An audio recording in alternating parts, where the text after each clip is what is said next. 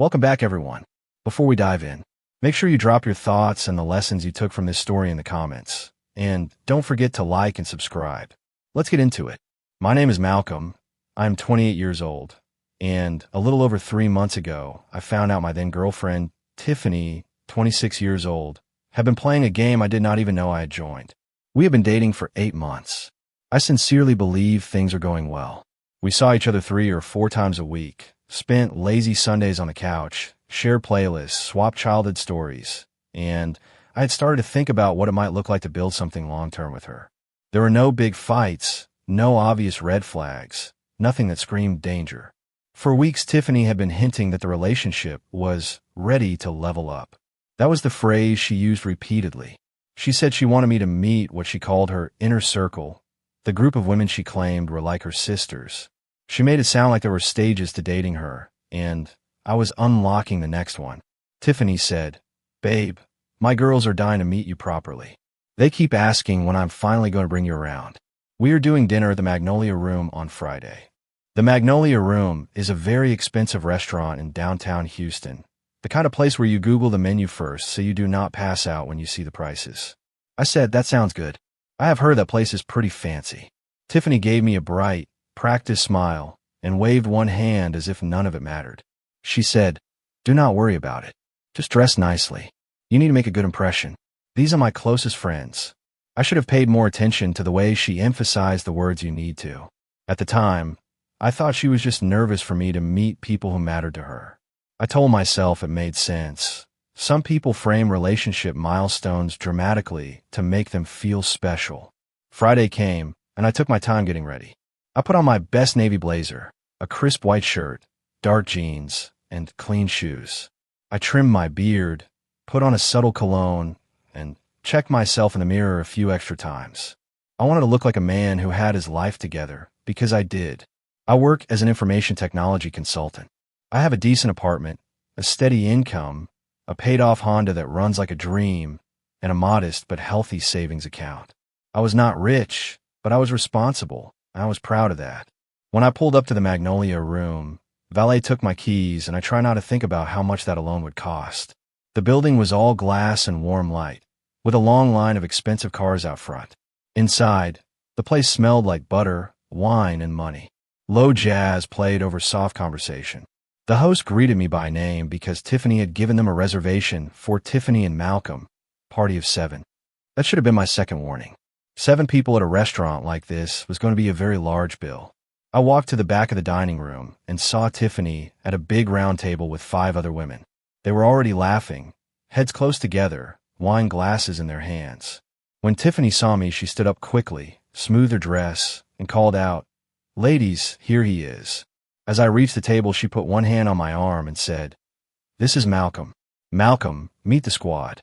She said the word squad like it was trademarked. The energy at the table shifted instantly. They all fell quiet and turned toward me with the kind of attention you give a guest speaker, not a boyfriend. Tiffany went around the table, touching each friend's shoulder as she named them. "This is Latrice. That is Tanisha. This is Crystal. Over here is Jocelyn. And that is Felicia." Each of them smiled, but the smiles did not quite reach their eyes. Latrice, in a fitted blazer like she was always on the clock, gave me a firm once-over from shoes to hair, as if she were assessing creditworthiness rather than looking at a person. Tanisha raised one eyebrow and sipped her wine slowly. Crystal gave me a bright smile that felt rehearsed. Jocelyn and Felicia glanced at each other, then at Tiffany, and then at me, like they were confirming something silently. I immediately noticed the table was already crowded with half-eaten appetizers and 2 half-empty bottles of wine in expensive-looking glass decanters. There were plates of scallops, truffle fries, a fancy cheese board, and something that looked like mini crab cakes. Tiffany said casually, "We started a little early. I know you had to drive across town. Hope you do not mind." I said, "Not at all," but inside I was doing mental math.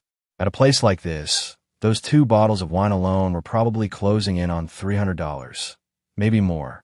As I sat down, Latrice leaned in and said, "So, Malcolm, we have heard a lot about you." Her tone made it sound less like a compliment and more like a challenge. Tanisha added, "Yes, Tiffany has been talking nonstop. We had to finally see if you were real." Tiffany laughed lightly and squeezed my arm. She said, "Do not listen to them. They're just protective. They want to make sure I am in good hands." The way she phrased "in good hands" stuck with me. It sounded like they were reviewing my resume, rather than welcoming me into a friend group. The waiter came over with another round of menus, even though it was obvious none of them needed to see prices. They were already set on what they wanted. He asked, "Can I start anyone off with drinks?" Tiffany lifted her glass and said, "We will definitely need another bottle of this Cabernet. It is outstanding." Crystal called out, "Can we also get one of those sparkling roses? It looks so pretty." Felicia added, "And I want to try that passion fruit cocktail I saw go by." Nobody asked about prices, and nobody looked toward me for input. It felt like watching a well-rehearsed performance. As dinner went on, it turned into what could only be described as an interview. Latrice asked, "So Malcolm, what exactly do you do?" I said, "I work in information technology consulting. I mostly help mid-sized businesses move their infrastructure to the cloud and secure their networks." Tanisha asked, "Does that pay well?" There was no attempt to hide the directness. I answered, "It pays decently. I am comfortable. I'm not a millionaire, but I do not worry about the lights staying on." They exchanged a series of small, quick looks that did not match their polite smiles. Jocelyn asked where I lived. When I told her the neighborhood, she tilted her head and said, "Oh, that area is up and coming, right?" Crystal asked what kind of car I drove. I said, "A Honda Accord. It is paid off, runs beautifully, and honestly is one of my favorite things I own." Felicia asked if I own property. When I said, "Not yet, but I am saving for a down payment," there was a tiny pause at the table. It felt like I had given the wrong answer on a test I had not realized I was taking. A little later, Tiffany's friend Latrice leaned back in her chair and said, "Tiffany told us you are quite generous." She let the word generous sit in the air. I could feel all of them watching my face to see how I reacted. I smiled politely and said, "I try to be thoughtful. I like doing nice things for people I care about, but I also believe in being responsible." Tanisha said, "Responsible is good. We like responsible." Her tone again suggested responsible was a code word they were measuring me against. They ordered like they were celebrating a championship. Tiffany asked for a lobster tail and filet mignon combination that was clearly meant to impress. Latrice ordered a Wagyu steak, medium rare, with extra sides. Tanisha ordered salmon and then added a side of truffle macaroni and cheese. Crystal ordered another entree to share, and then barely offered anyone a bite. Jocelyn ordered sea bass and a separate plate of scallops because both looked too good, and Felicia ordered a pasta and then told the waiter to add lobster to it. They tasted one another's food, laughed loudly, and signaled confidently for another bottle of wine. I felt uncomfortable, but told myself this was a special occasion. Meeting the friends matters, I thought. Maybe this was just how they celebrated. I did mental calculations between bites of my much more modest steak. With each new bottle and each new side dish, the total in my head climbed higher. 500, 800, 1200. I reminded myself I had money. My savings account was solid. I could cover a big night out if I absolutely had to. I just prefer to have a conversation about it first. Dessert time came, and, predictably, they ordered a little of everything. A chocolate lava cake, a creme brulee flight, a towering slice of cheesecake, and some sort of seasonal fruit tart. Tiffany said, "We can just all share," but the way they pulled plates toward their own sides of the table suggested sharing was theoretical at best. They talked about travel plans, designer bags, and manifesting a luxury lifestyle. Tiffany told a story about a man she had dated who had the nerve to suggest they split a bill once, and everyone at the table groaned like he had committed a crime. After the last dessert plates were cleared, the waiter brought the bill in a black leather folder and placed it neatly in the center of the table, the way they always do when they're not sure who is paying. For 3 long seconds, nobody moved. Then, as if on cue, all 5 of Tiffany's friends looked at me. Tiffany slid the folder across the table with 2 fingers until it rested directly in front of me. She smiled brightly and said, "Babe." That single word carried a lot of pressure. I opened the folder. The total at the bottom read $2,127.43. I felt my eyebrows rise before I could stop them. I said, "So this is everyone's meal." The table erupted in laughter, but it was not the kind where everyone is in on the joke. Latrice said, "Do not be silly. Of course it is everyone's meal. You would not expect ladies to pay, would you? Tanisha tilted her head and added, You know Tiffany's standards. She told us you understood how this works. For a brief second, I considered saying exactly what I was thinking, which was that grown adults should not show up to an expensive restaurant expecting someone else to cover a surprise $2,000 tab. Instead, I took a breath, kept my face neutral, and said, No problem at all. Tiffany exhaled, visibly relaxing.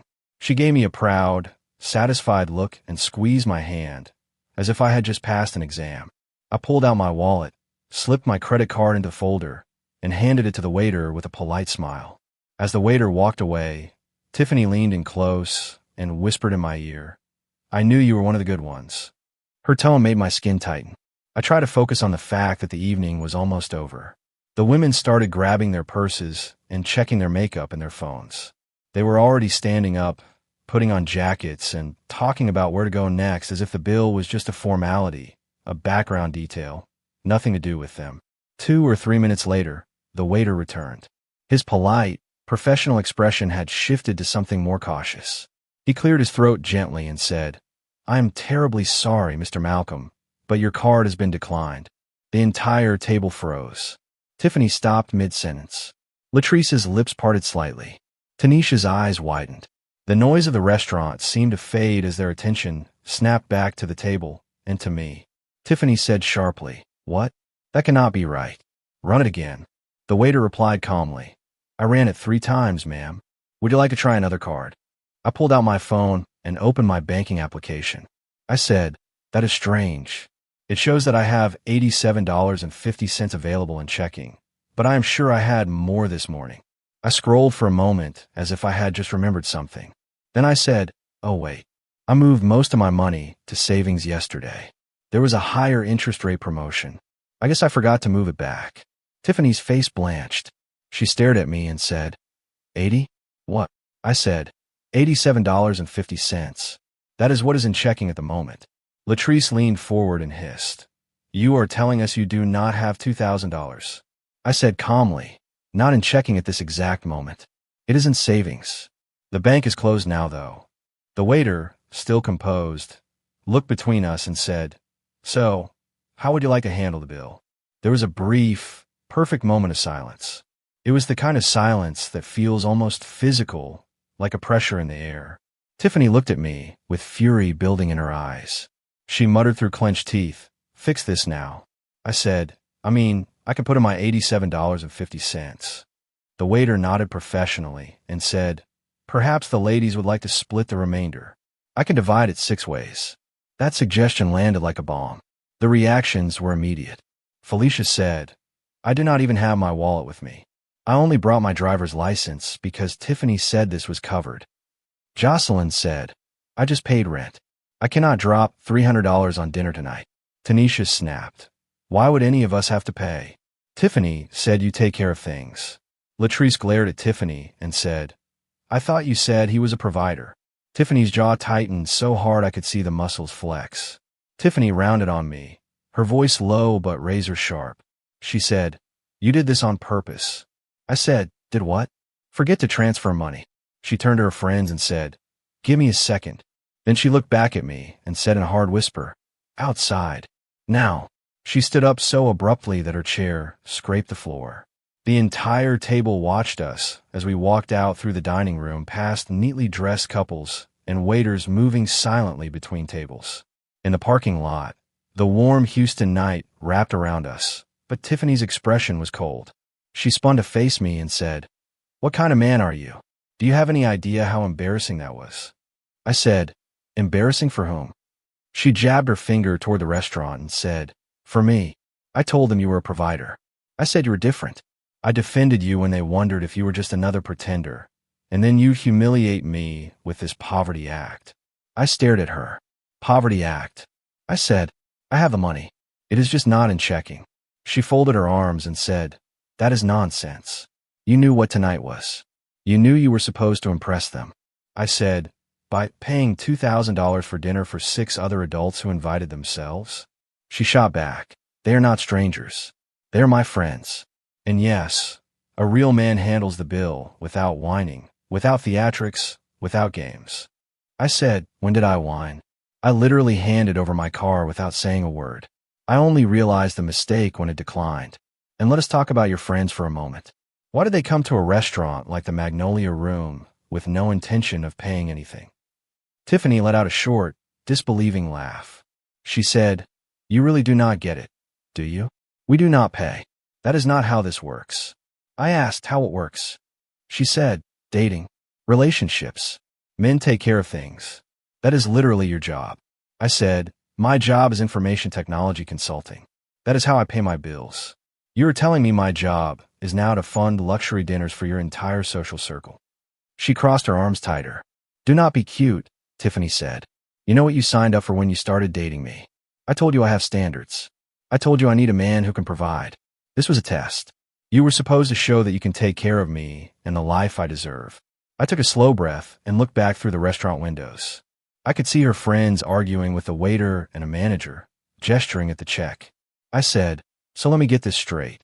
You think I signed up to pay for your entire friend group, including bottles of wine, extra entrees, and desserts nobody needed?" Tiffany said, "You signed up to be a provider. That means stepping up without hesitation. Tonight you failed that test spectacularly." I said, "If you needed a reality show audition, you could have told me." Then I added, "So what happens now?" She tossed her hair back and said, "Now I have to go in there and pay for dinner with money I need for rent because you decided to be petty. After that, we are finished." I said, "You are breaking up with me over this."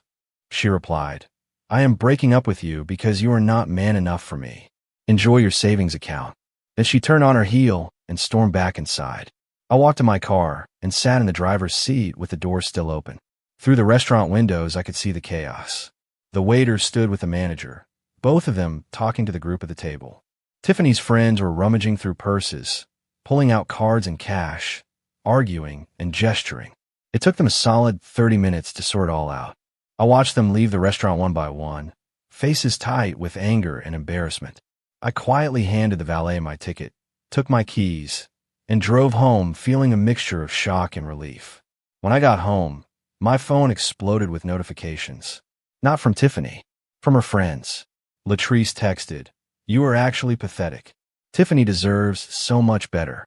Tanisha wrote, "I cannot believe you made us look like fools in there." Jocelyn added, "Small energy. No wonder you drive a Honda." Felicia wrote an impressively long message about how men like me waste women's time. I blocked all of their numbers without responding. I sat on my couch in the dark for a while, letting the evening replay in my head. Curiosity finally got the better of me. I opened Instagram and went to Tiffany's page. She had posted a story earlier that day that I had not paid much attention to at the time. It was a boomerang of champagne glass clinking with the caption, "Tonight is the night. Let's see if he passes the test. Know your worth." My stomach tightened. The test.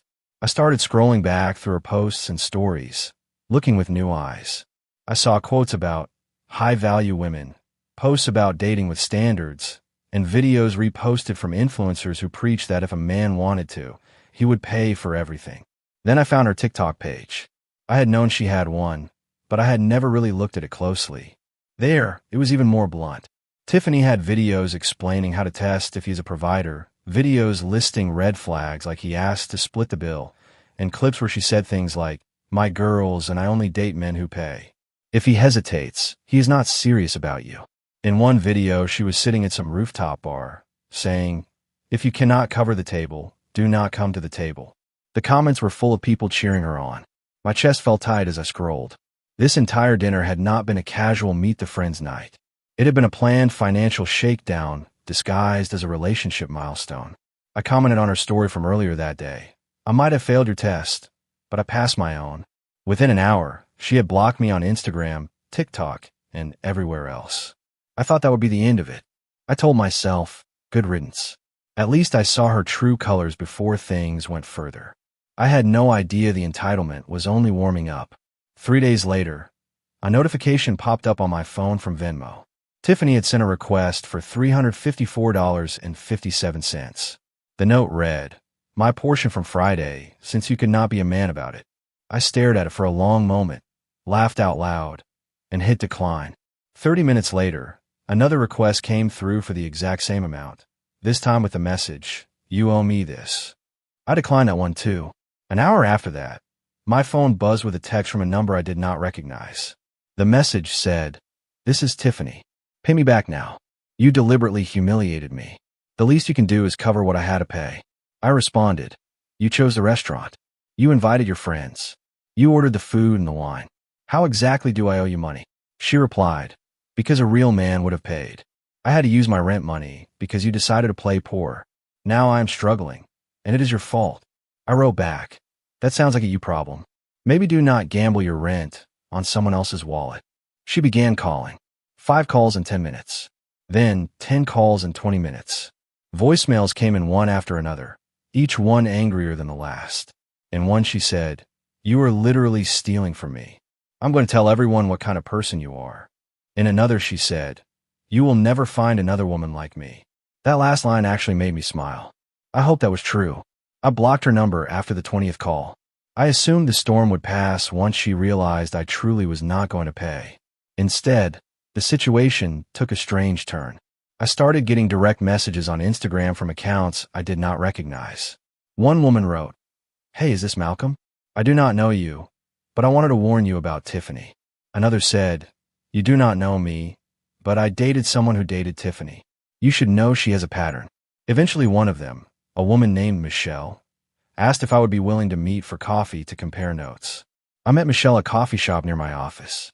She was polite, well-spoken, and looked tired in the way people do when they have already told a story too many times. After we grabbed drinks and sat down, she said, "I used to date a guy named Brandon. He is one of Tiffany's ex-targets. She did the exact same thing to him. The Meet My Friends dinner test. He paid $1,800 without blinking because he thought it was some big relationship milestone. A week later, she dumped him for not being ambitious enough." My eyes widened. I said, "Wait, she has done this before." Michelle grimaced. She said, "Oh, she has done this many times. This is their thing. Tiffany and that group of friends, they run this game every few months. They find a man, milk him for dinners and gifts, test him with a big group dinner at a fancy place, and see how he reacts. If he pays without comment, they keep him around for a while and push boundaries even more. If he hesitates, if he cannot cover it, or if he questions the situation, they shame him and move on." I said, "That is not just gold digging. That is a structured scam." Michelle nodded. "It is manipulative," she said. "It is not exactly illegal, but it is disgusting. And they are organized. They even have a group chat where they share information about potential targets." I said, "You have seen it." Michelle pulled out her phone, opened WhatsApp, and scrolled. She turned the screen toward me. At the top was a group chat called City Girls Win with a crown emoji. My stomach dropped. The chat was full of messages like, "Found a new one. Software engineer. Should be good for at least 5,000 before he catches on." Another message read, "Mine just bought the table at the rooftop lounge. 3,000 minimum. That is how you do it." Someone wrote, "Remember, ladies, if he complains about money, he is not the one. Move on." Then Michelle scrolled further down and there I was. My name, my job title, a photo Tiffany had clearly taken from my social media, a brief note that said, "This one seems promising. Works in information technology, has money but drives a Honda. Might be cheap or might be smart. Testing Friday." I read the follow-up messages with a tight jaw. After the dinner, Tiffany had written, "Failed. Had to pay my own way. Disgusting." Latrice responded, "Drop him. Men who cannot handle a dinner bill do not deserve you." Tanisha wrote, "You should have seen his face when the card declined." Crystal added, "He probably thinks he is clever." Felicia wrote, "On to the next. We will find someone who knows how to act." My hands curled into fists. I forced myself to unclench them, took a breath, and put Michelle's phone gently back on the table. "This is insane," I said quietly. "Why has no one reported them?" Michelle shrugged. "For what?" she asked. "For being shallow and scheming? None of this is technically illegal. They do not steal cards. They do not forge signatures. They just manipulate men into thinking paying for everything is the bare minimum. The men who get scammed feel humiliated, so most of them just want to move on and forget it ever happened. A few of us women only started comparing notes because we were dating their former targets, and we happened to recognize faces. I sat with that for a moment. Then another thought struck me. Did Tiffany ever mention a brother to you? I asked. Michelle frowned. No, she said. She said she was an only child. That made my mind click into place. Because earlier that day, before I met Michelle, I had started getting calls from a man who claimed to be Tiffany's brother. The first time he called, he introduced himself in a low, deep voice as Markle. He said, "You have my sister out here struggling because you want to play games. That is not going to fly." I remember the call clearly. I had said, "Your sister is struggling because she spent her rent money on Wagyu and lobster." He replied, "Listen, just pay what you owe and we'll be fine." I said, "I do not owe anyone anything." He said, "That is not how she sees it, and I do not like seeing my sister upset. It would be a shame if something happened to that Honda you love so much. It would also be a shame if your job found out you were out here disrespecting women." The threats were not subtle. They were clumsy, but persistent. He called 3 times that day, each time pushing harder. After meeting Michelle, I went home and did what I do best. I opened my laptop and started gathering everything. Screenshots of Tiffany's Instagram story about the test. Screenshots of her TikTok videos teaching other women how to test if he is a provider. Screenshots of the City Girls Win group chat that Michelle had sent me. Screenshots of the Venmo requests and the text messages demanding money. Screenshots of the call logs and the threatening messages from Markle. I stored them in organized folders, labeled by date and topic. Then I started digging into Markle himself. Tiffany might have believed she was untouchable, but she had forgotten I work with technology for a living. The number he used was not fully blocked. I ran a basic search through a few public record tools and social media lookup sites. Within 10 minutes, I had a name, Leon Price. He was not Tiffany's brother. He was her ex-boyfriend. On his real Facebook profile, there were old photos of him and Tiffany together, hugging at parties, kissing in front of a Christmas tree, sitting in someone's backyard with matching drinks. The more I looked, the more annoyed I became.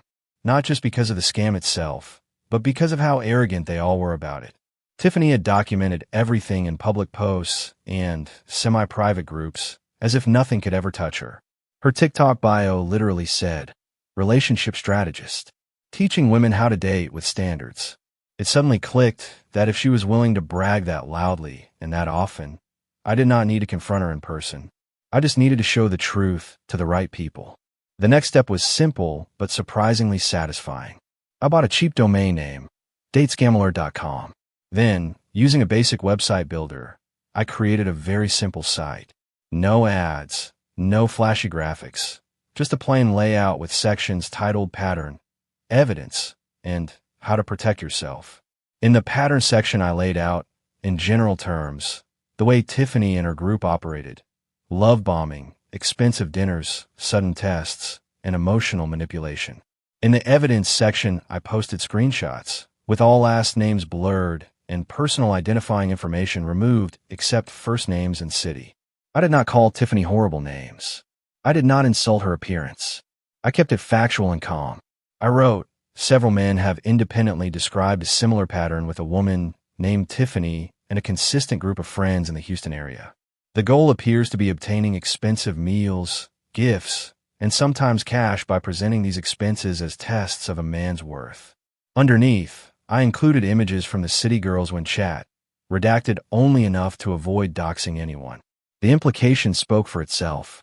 While I was building the site, I remembered something Michelle had shown me in the chat logs. At one point, Tiffany wrote, "If they are paying, we might as well get the tax write-off too." Another message had a screenshot of a note in her phone labeled Business Meals, with photos of various receipts, including one from the Magnolia Room. It struck me that she was not only manipulating dates, she was also marking these dinners as business expenses. You cannot write off romantic dinners as business meals on your taxes. That is tax fraud. I compiled those screenshots and drafted an anonymous letter to the Internal Revenue Service.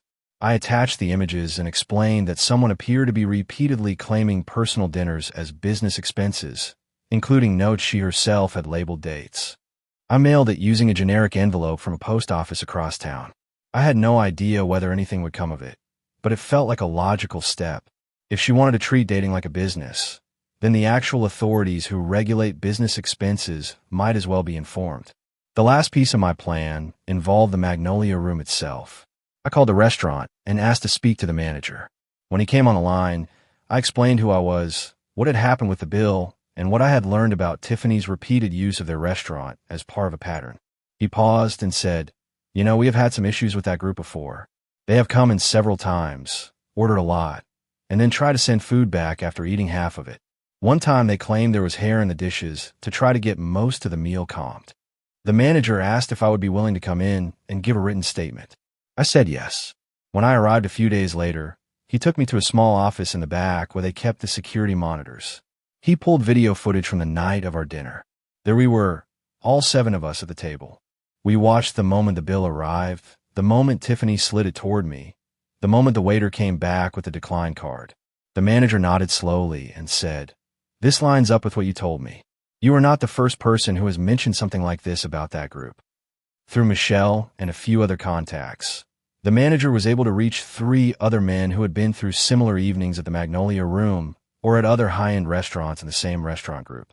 Each of them came in over the next week to give statements. Together, our accounts and the security footage were enough for the restaurant group to make a decision.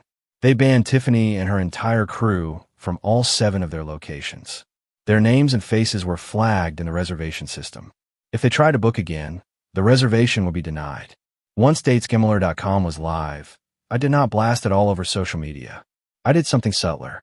I made sure the site included Tiffany's first name, her city, and references to relationship marketing and strategic communicator, phrases she used on her resume and LinkedIn profile. I added a short line that said, "This pattern has been linked to a woman currently seeking roles in sales and marketing." Then I quietly made sure the site was searchable by connecting it to a few online forums where people discuss dating scams in general terms. Search engines did the rest. Tiffany had been very vocal on LinkedIn about her job search. She posted almost daily about exciting new opportunities and upcoming interviews with companies in sales, marketing, and public relations. From mutual acquaintances, I later heard she made it to final round interviews at 2 companies, only to suddenly receive emails that they were moving in another direction.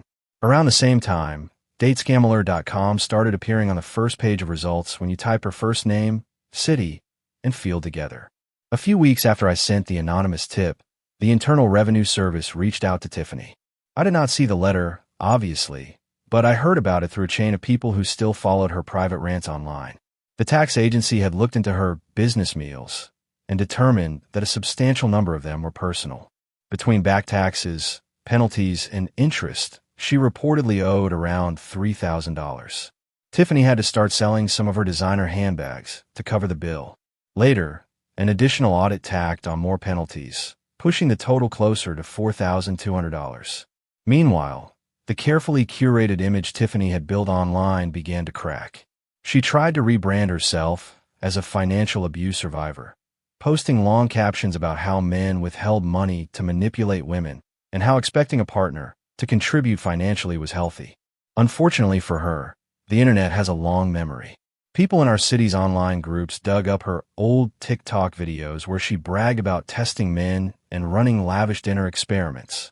Under her new posts, people commented things like, "You mean having a savings account? And this you?" accompanied by screenshots of her old tutorials. The fallout spread to her crew too. Inside the City Girls Win chat, paranoia hit like a storm.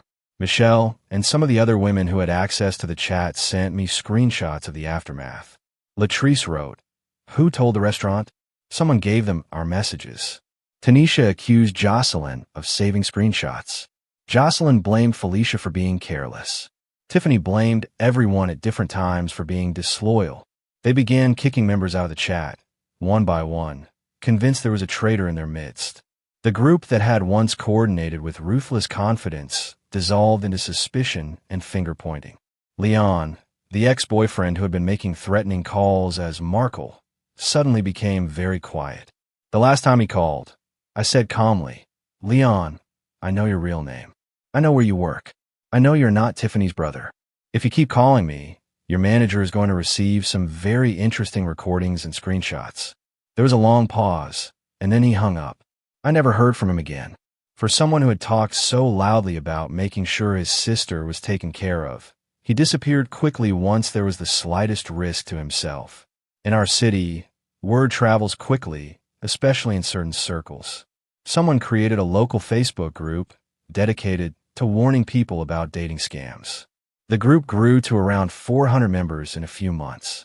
Whenever someone tried to run a test, dinner, or demand extravagant gifts early in a relationship, screenshots would show up in the group. Tiffany and her friends' faces appeared there repeatedly. The restaurants that belonged to the Magnolia Rooms parent company quietly shared their own informal list of customers who had caused trouble. They called it, with dark humor, the test table list. Not everyone in Tiffany's circle doubled down.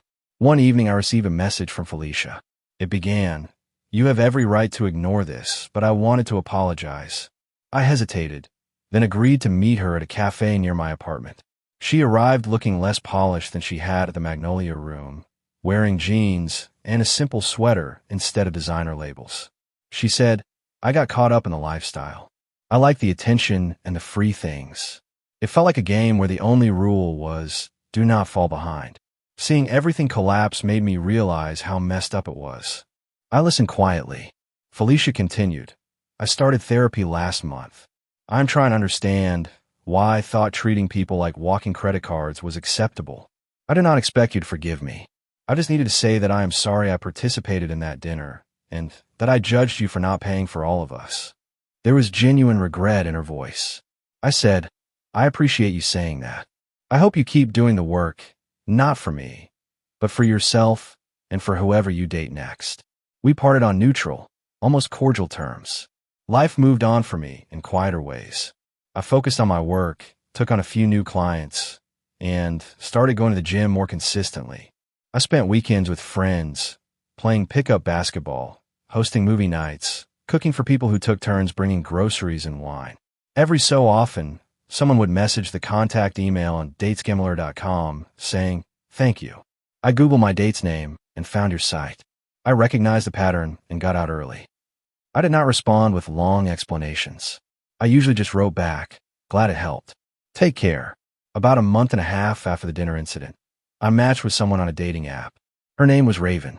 Our first conversation was easy, full of joking about our mutual love of science fiction movies and late-night breakfast food.